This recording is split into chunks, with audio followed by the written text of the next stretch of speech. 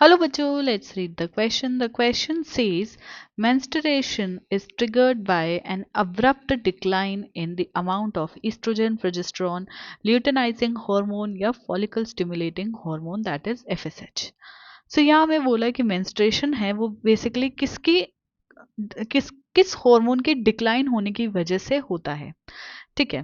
सो अगर हम बात करें फर्स्ट ऑफ ऑल ईस्ट्रोजन की, तो ईस्ट्रोजन क्या होता है, जैसे जैसे हमारे फॉलिकल्स ग्रो करते हैं, ओवरी में फॉलिकल्स ग्रो करते हैं, वैसे जो ग्रोइंग फॉलिकल्स हैं वो ईस्ट्रोजन को रिलीज करते हैं। ठीक है। सो जब एलएच जो है अपनी पीक ले लेता है तब ओव्यूलेशन होता है, तब ईस्ट्रोजन और प्रोजेस्टेरोन भी हाई लेवल्स पे होते हैं। ठीक है।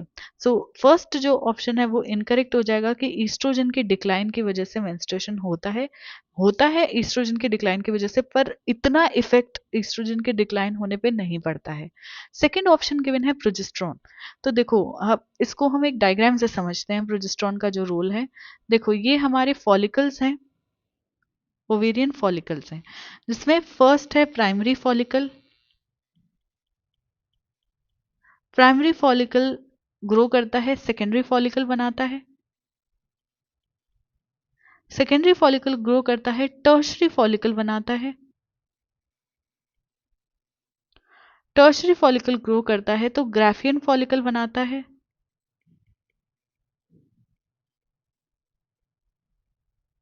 ठीक है। And Graafian follicle ultimately ovulation के टाइम पे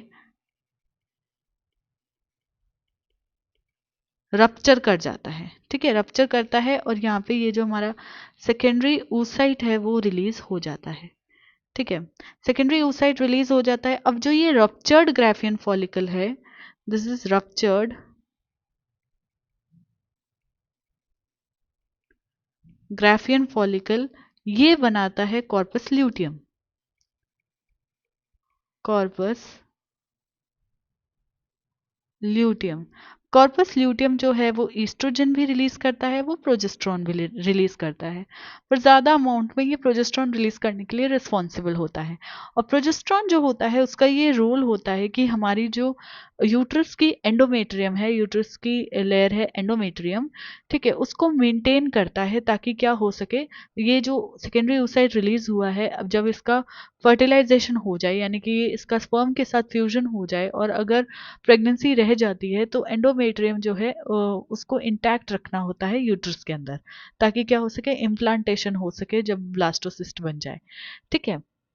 बट जब फर्टिलाइजेशन नहीं होता है तो क्या होता है, प्रोजेस्टेरोन धीरे धीरे, जैसे क्योंकि जब फर्टिलाइजेशन नहीं हुआ कॉर्पस ल्यूटियम जो है वो डीजनरेट होने लग जाएगा।